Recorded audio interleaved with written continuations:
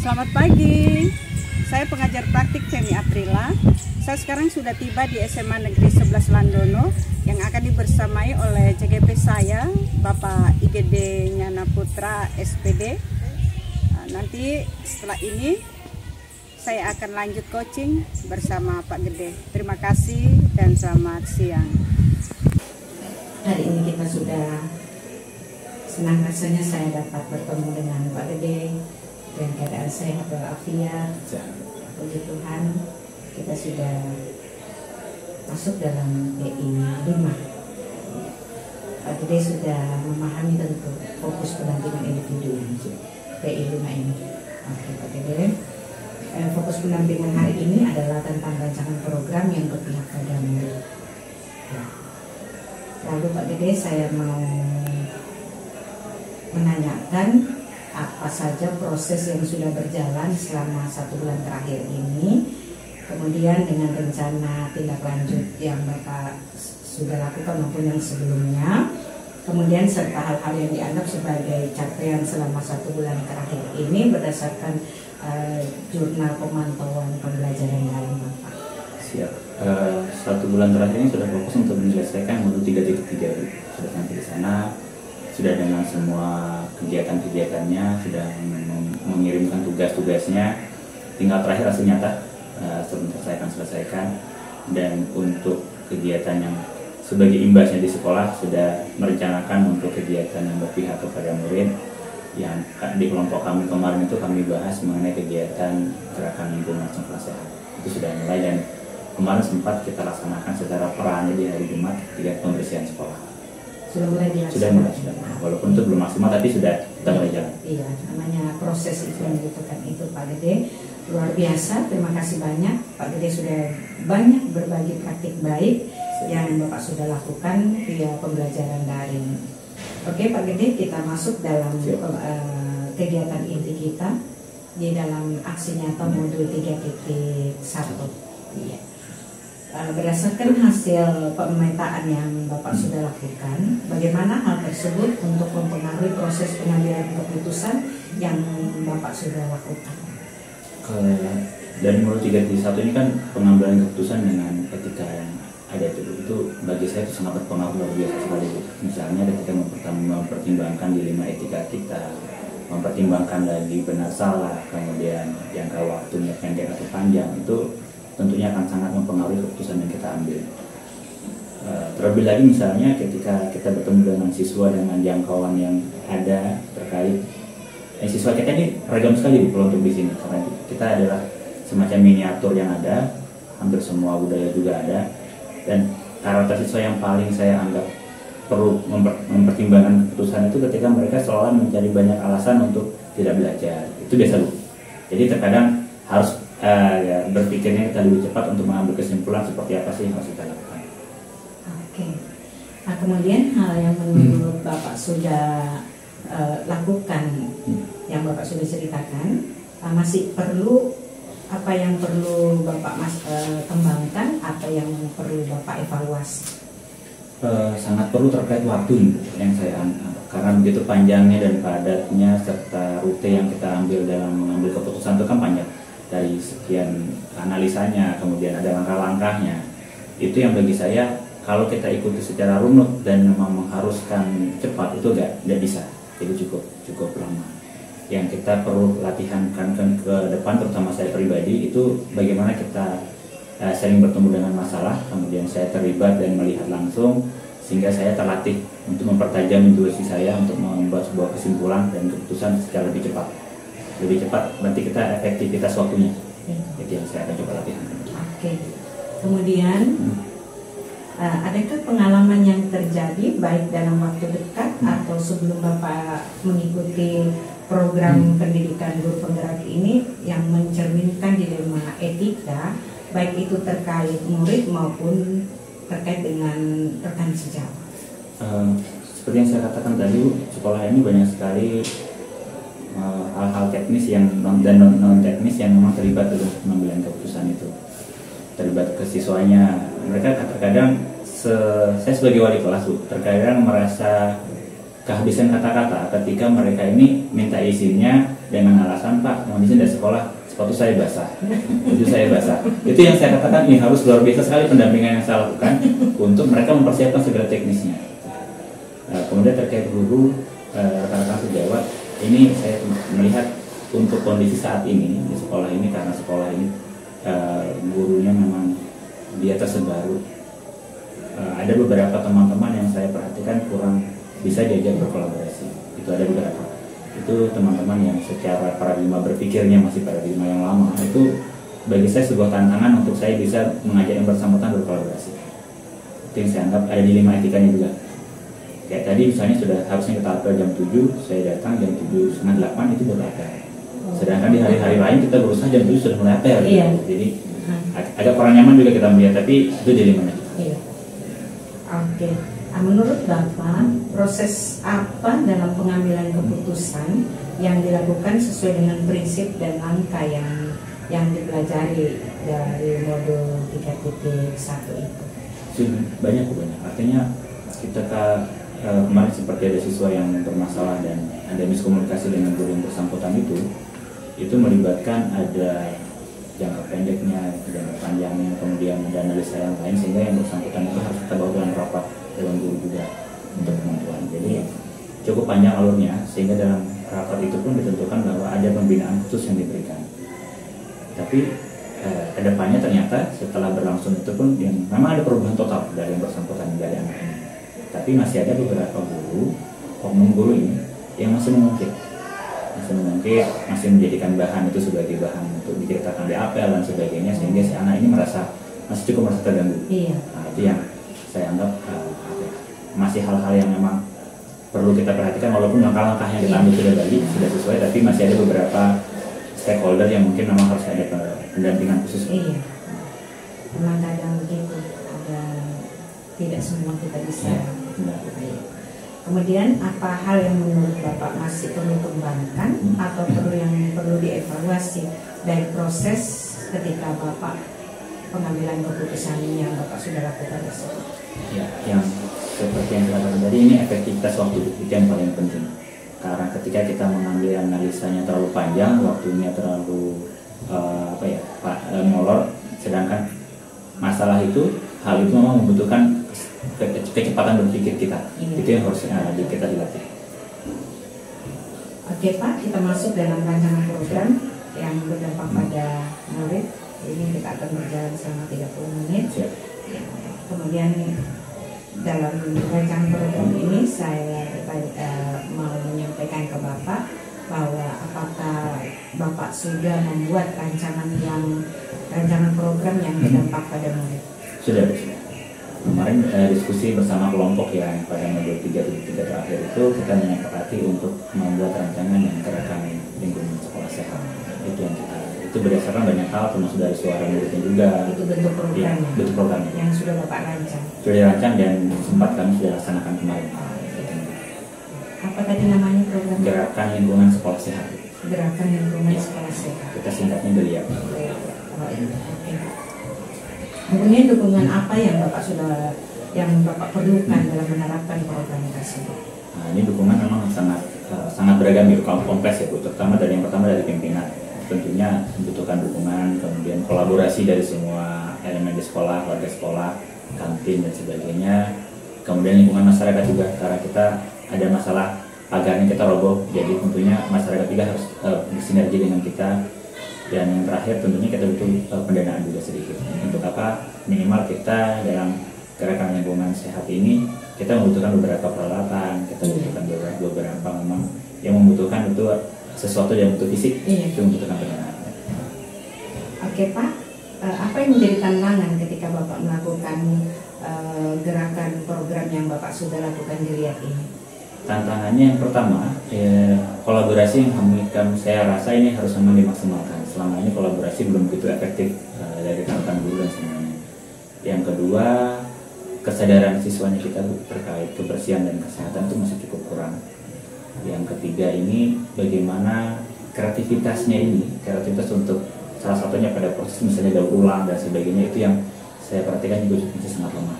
Sehingga ketika misalnya program sekolah sehat, sekolah lingkungan bersih, kita akan maksimalkan sampah-sampahnya saja ini, masih dengan satu cara, dibakar. Ini bagi saya menimbulkan masalah baru, polusi udaranya dan sebagainya. Dan terkadang saya perhatikan kemarin itu jadikan sebagai alasan. Jadi ketika siswa kita minta untuk membantu membersihkan, sengaja membakarnya di dekat dengan ruang kelas supaya asapnya ke kelas. Nah, ketika asap ke kelas punya alasan tidak belajar, itu dia. Jadi ini harusnya tantangan ke depan. Iya. Kemudian ketika Bapak sudah laksanakan, tentu ada tantangan yang Bapak sudah sampaikan tadi. Nah, tantangan ini bagaimana cara menghadapinya? Ya, ini kembali Bu. Artinya pertama, bagaimana kita berkolaborasi dengan semua, dengan kepala sekolah, dengan guru-guru, bahwa ini memang kegiatan yang memang luar biasa penting dan memang diperuntukkan dan memang ini kebutuhan siswa juga. Yang kedua, bagaimana kita bisa mensosialisasikan kepada semua termasuk siswa bahwa kebersihan dan kesehatan itu sangat penting. Karena yang paling biasa saya perhatikan, terkadang siswa masih ada yang simpan sisa makanan di laci, sisa makanan, kantong dan sebagainya. Akhirnya dengan kondisi yang seperti cuaca kemarin hujan dan sebagainya itu jadi sarang nyamuk. Yang ketiga, saya ingin mencoba mencontohkan bahwa kreativitas juga diperlukan dalam pengolahan dan pendaur ulangan. Apakah nanti sampah-sampah yang bisa kita daur ulang kita jadikan bahan kerajinan, apakah nanti yang sifatnya organik kita jadikan sebagai pupuk. Ini yang harus kita kelola supaya program ini jalan dan memang dampaknya lebih nyata ke siswa dan ke sekolah. Oke. Kemudian tantangan itu Bapak sudah laksanakan, nanti kemudian Bapak tentu rancang dan program itu. Kemudian kita masuk dalam perkembangan komunitas praktisi ya Pak. Bapak sudah merintis komunitas praktisi di lingkungan sekolah dan sekitar. Kemudian bagaimana peran komunitas ini terhadap proses belajar mengajar ya di SMA ini? Komunitas kami beri nama Maju Bersama SMA 11. Komunitas kami. Selama ini komunitas ini masih baru terfokus pada konteks pembelajaran. Misalnya kemarin kami akui dari pemateri-pemateri sini pun belum ada yang sampai mampu menyentuh mengenai kurikulum yang merdeka ini. Kami undang struktur dari luar seperti Pak Imam dan sebagainya untuk memberikan pendampingan seperti bagaimana sih yang idealnya dalam merancang sebuah kurikulum merdeka itu yang baru yang kita laksanakan. Target kami ke depan ini lebih banyak lagi praktek baik yang kita bisa gunakan dalam komunitas belajar ini, karena kami rasa tidak hanya terfokus kepada pembelajaran dalam konteks itu saja yang kita bisa gunakan, bahkan berbagai praktek baik pun yang lain pun itu akan bisa ke depan kita masing-masing. Jadi ketika ada komunitas ini tentu ada perubahan-perubahan Pak. Kemudian perubahan-perubahan yang menyenangkan bagi Bapak yang Bapak alami dari rekan komunitas praktisi ini, apa yang menyenangkan bagi Bapak ketika ada komunitas praktisi? Selama ini kalau sebelum ada komunitas ini kita belajar mandiri masing-masing dengan pemahaman kita saja baru kita diskusikan. Terkadang kita tidak punya patron atau pijakan kita berpikir. Dengan adanya komunitas ini sampai kita bisa mengundang beberapa instruktur dari luar, itu bisa menyatukan persepsi kita dan bahkan kita melihat ada sesuatu hal yang selama ini belum bisa kita lakukan dan kita salah dalam mengartikan. Misalnya kemarin kami diminta untuk merancang bagaimana si program kelima yang benar-benar berpihak kepada murid. Nah itu dirancang ternyata bagusnya seperti ini dan sebagainya. Bahkan instruktur mengatakan program daur ulang saja itu dapat dijadikan sebagai program kelima yang luar biasa. Bahkan bisa menghasilkan finansial. Kemarin beliau mencontohkan di Jakarta itu ada yang dari Bali bawa hasil di Jakarta. Dia hanya buat sebuah kayak molase gitu apa namanya, gambar karikatur, tapi menggunakan tempelan dari kertas plastik kopi. Itu karakternya presiden, karakternya pahlawan, itu bahkan puluhan juta, bisa belasan juta katanya laku. Itu berarti otomatis dampaknya P5 program yang benar-benar berpihak dan bahkan ada hasilnya, itu perlu kita rancang lebih menyenangkan lagi. Itu yang kedepannya mungkin akan kita lihat. Itu yang menyenangkan bagi Bapaknya. Kemudian ketika ada ada perubahan dampak dari komunitas ini, apa rencana yang Bapak mau lakukan dalam komunitas ini setelah program PGP ini selesai? Ya, seperti yang saya katakan tadi Bu, pengembangan ke depan kita akan lebih banyak memfokuskan kepada berbagai praktek baik seperti apa supaya dampak-dampak yang memang kegiatan yang memiliki dampak langsung dan keberpihakan kepada murid itu benar-benar kita rasakan. salah satu contoh, selama ini kan adik-adik kita terlalu banyak kegiatan aktivitasnya di luar yang kurang efektif, misalnya seperti bermain HP dan sebagainya.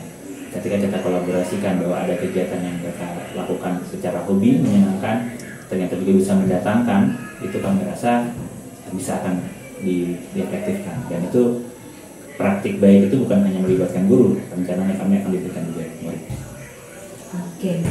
Nah, dukungan apa ketika Bapak sudah merencanakan, dukungan apa yang Bapak perlukan untuk komunitas praktisi ini agar komunitas ini dapat berjalan terus? Ya, dukungan yang paling mendasar tentunya dari pimpinan dan dari kolaborasi teman-teman guru sejawat, itu yang paling utama. Kedua, kalau seandainya untuk siswa tentunya tinggal diarahkan, itu dukungan yang bisa ada. Tapi intinya yang paling pertama kolaborasi dan kerjasama dari pengajar sekolah. Iya Pak, ini tiba saatnya kita akan melakukan dialog pasca. Oke, lanjut. Oke, selamat pagi Pak Putu. Bagaimana kabarnya? Baik-baik Pak. Sehat ya? Sehat. Mohon izin Pak, ini kita memberikan kegiatan pasca observasi, kegiatan pembelajaran yang sudah saya dampingi di kelas kemarin, dan saya sudah ikut menikmati proses pembelajaran Bapak di kelas yang luar biasa itu, dan sudah melibatkan semua siswa di kelas dalam praktek yang langsung, dan akan dapat menayangkan yang virtual. Itu bagi saya sudah hal yang belum dan sangat jarang dilaksanakan. Untuk adaptasi pembelajarannya Pak, pembelajaran kemarin seperti apa?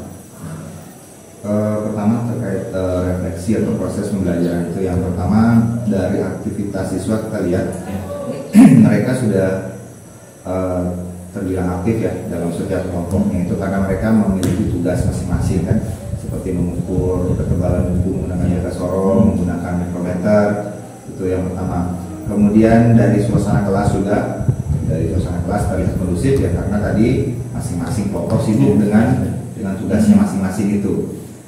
Kemudian kekurangannya sih, refleksi untuk kekurangannya itu memang peralatan yang kita miliki itu belum sebanyak jumlah kelompok yang ada, jadi mereka harus bergantian gitu. Nah, jadi ada 2-3 kelompok yang menunggu sebentar, nanti mereka bergantian. Itu yang bisa saya refleksikan terkait pembelajaran kemarin. Terkait aktivitas siswa dalam kelompok itu, kalau boleh juga Pak, saya melihatnya masih ada beberapa siswa yang walaupun ada banyak ya, tapi memang masih ada beberapa siswa yang kurang terlibat gitu ya. Mungkin ada solusi untuk ke depan Pak untuk kita siswa. Apakah mungkin akan memperkecil kelompok, membentuk kelompok? Ya, tentunya itu menjadi perhatian saya juga waktu proses pembelajaran kemarin itu ya. Memang beberapa siswa cenderung tidak mau, sebenarnya mereka tidak mau melibatkan diri lebih aktif karena mungkin melihat kemarin sudah ada yang mewakili gitu kan dalam kelompoknya. Cuman saya melihat di sini yang pertama, apa yang akan kita lakukan untuk menanggulangi itu pada pembelajaran berikutnya. Saya memang merasa kekurangannya di awal, di sintang awalnya itu saya kurang membagi tugas gitu. Jadi misalkan saya belum memaksimalkan misalkan kelompok 1, nanti kalian silakan bagi tugas, siapa yang tugas ini. Jadi nanti kan pembagiannya clear, jadi tidak ada yang bengong-bengong gitu. Bekerja gitu. Kemudian kalau dari segi jumlah kelompok sepertinya sudah cukup ideal itu, karena mengingat kondisi kursi juga kan gitu. Jadi terkait di mengoptimalkan di pembagian tugas dalam satu kelompok itu saja nanti. Selanjutnya Pak, terkait tidak lanjut dari proses pembelajaran yang sudah dilaksanakan kemarin, ada yang berapa seperti apa? Iya, tentunya untuk menindaklanjuti itu kita juga melihat apa kelebihan dan kekurangannya kan. Jadi untuk kelebihannya kita pertahankan, kita tingkatkan prosesnya. Kalau kekurangannya itu menjadi evaluasi kita bersama.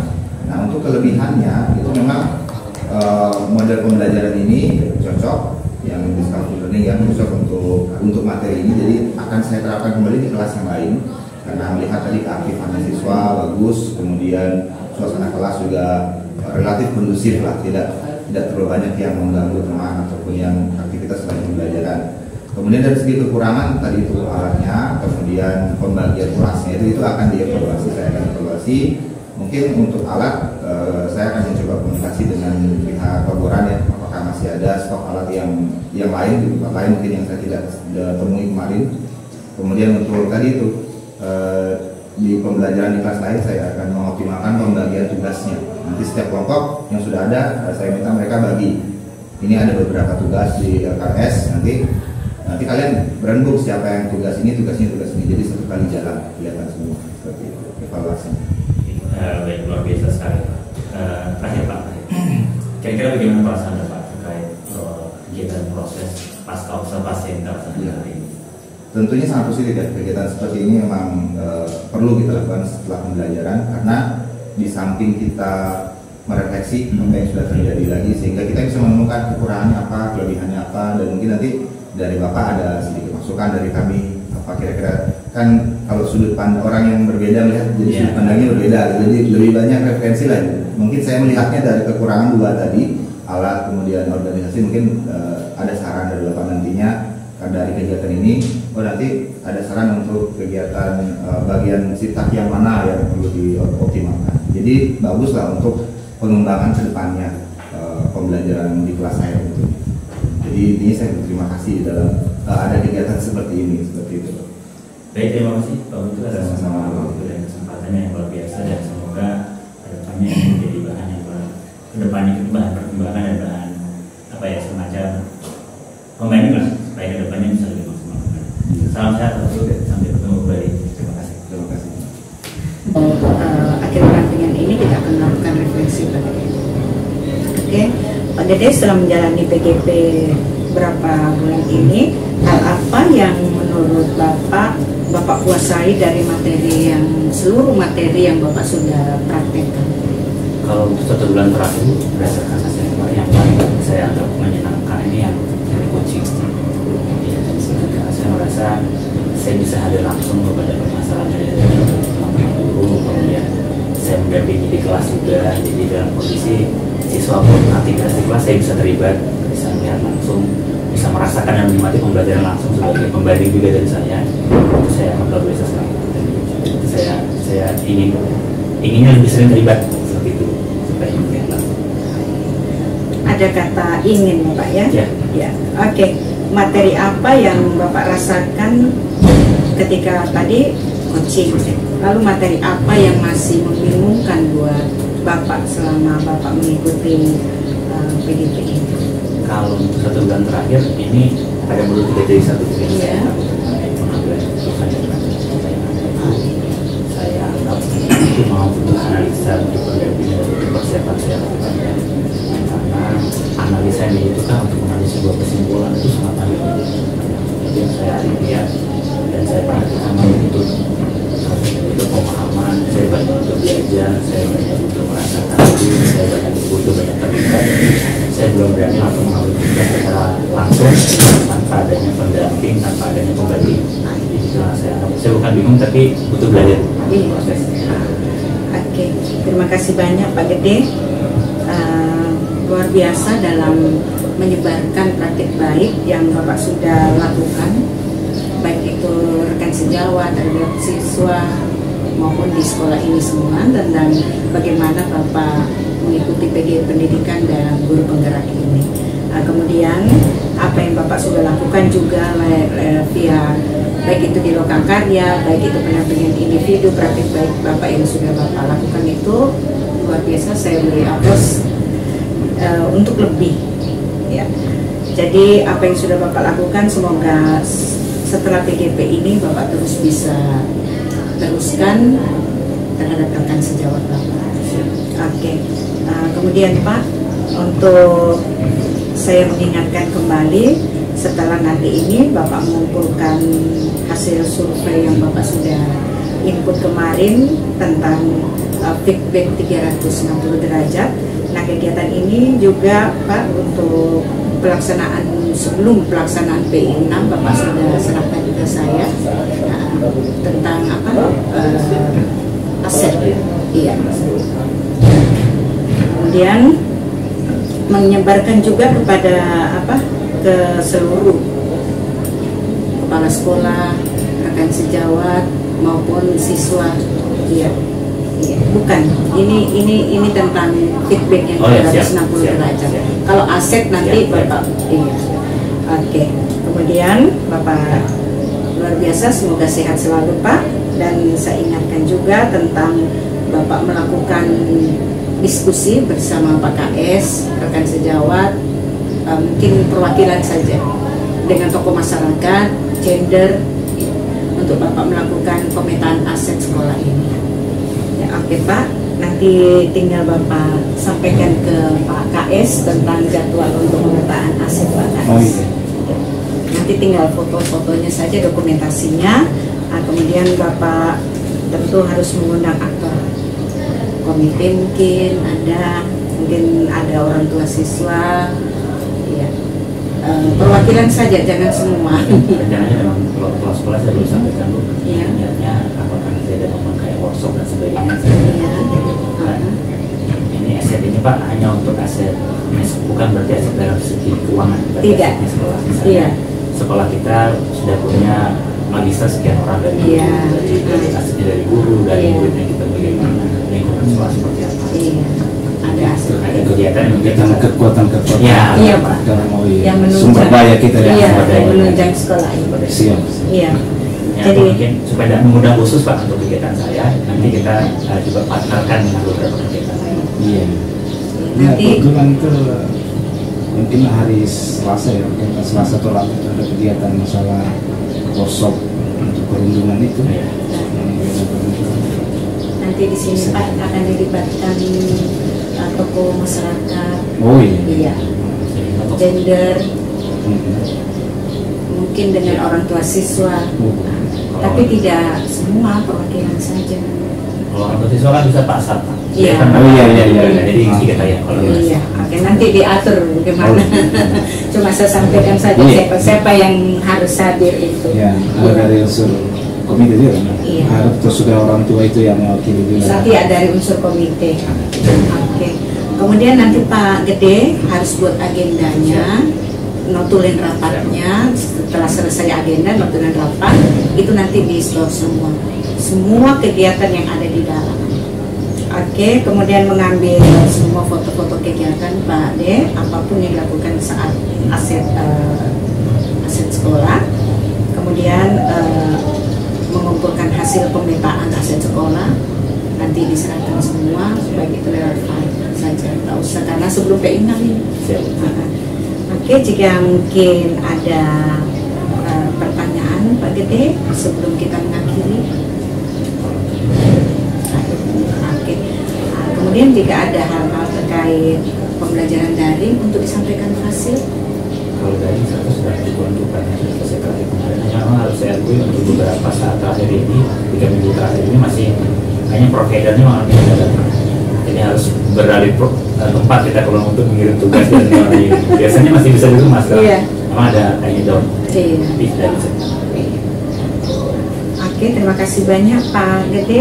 Semoga kita diberi kekuatan kesehatan selalu dan nanti kita lanjut lagi di PI 6. Terima kasih banyak Pak KS. Saya panggil Pak KS. Semangat Pak. Iya.